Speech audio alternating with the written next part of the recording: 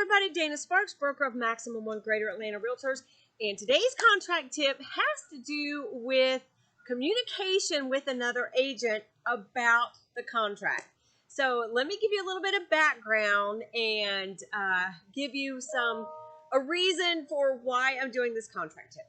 Got a call from an agent, and the question was, may a seller do a multiple counteroffer to buyers? And of course, the quick and easy answer to that is no. A buyer can do multiple counters, and a seller can receive multiple offers or counteroffers, but a seller may only counteroffer one contract at a time. The reason a seller may not do multiple counteroffers is what happens if more than one buyer accepts the seller's counteroffer. Well, then the seller has just legally sold the house to more than one person. So that's a whole nother contract tip, a whole nother video. But just so you know, you listing agents, sellers cannot make multiple counteroffers because you run the risk of selling the house to more than one buyer. But in this discussion, it went on, and I said, the agent said, well, I'm kind of confused.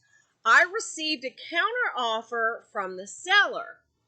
I spoke with the buyer about it, and when we called back the listing agent said the seller has already accepted another offer, and the property was already under contract.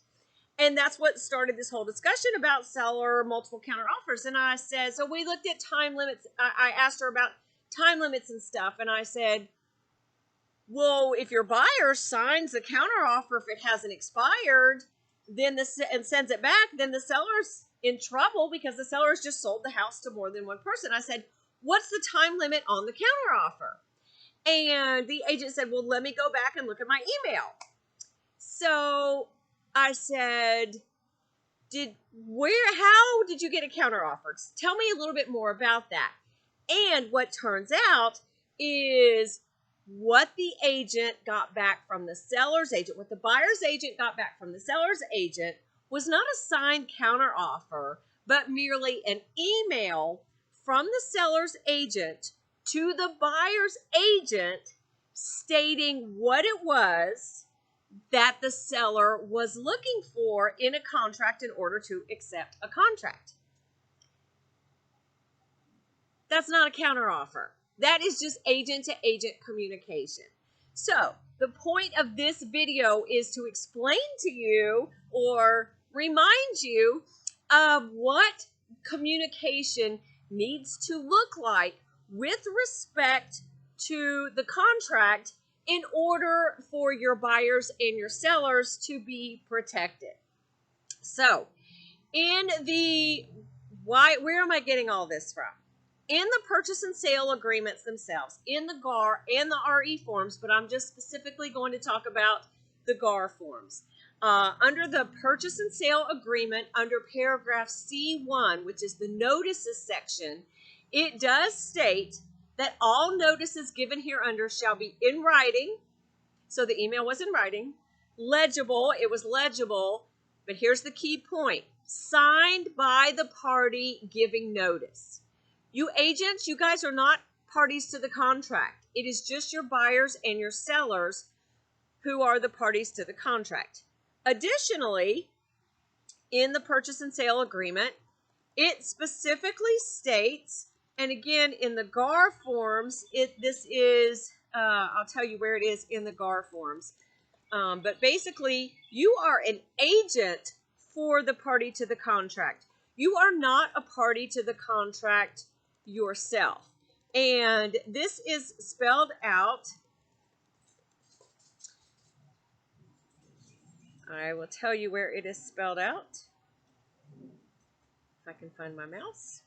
There we go.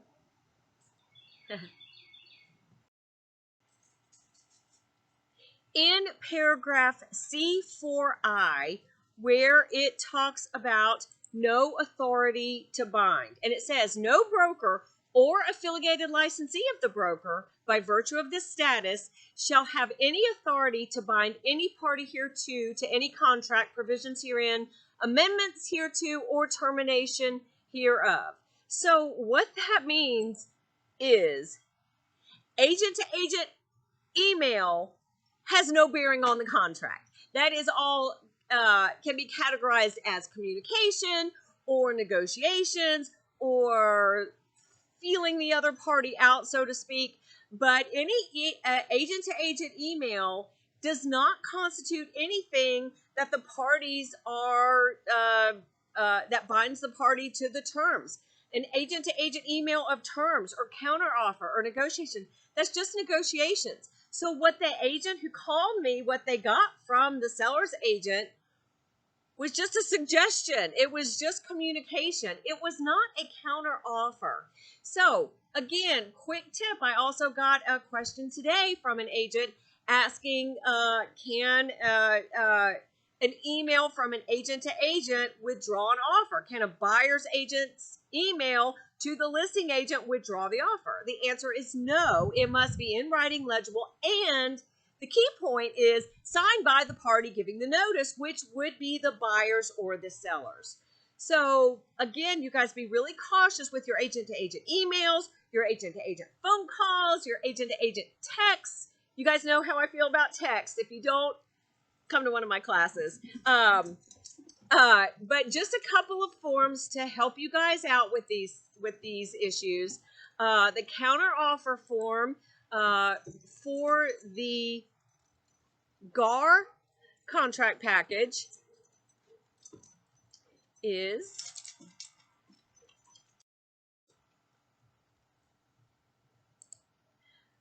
the counteroffer form is F249.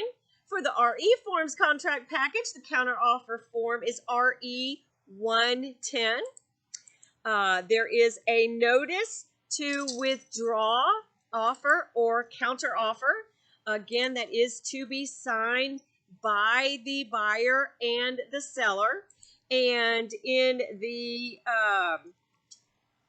the GAR contract package, that is F285, notice to withdraw offer.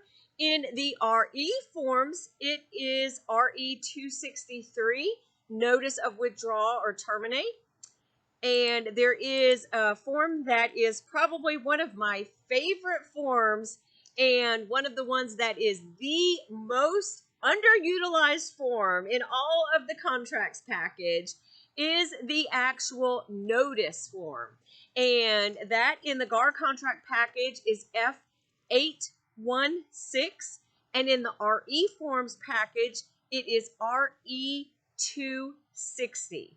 So just wanted to let you guys know of those forms. And if you are communicating on behalf, well, let me say this.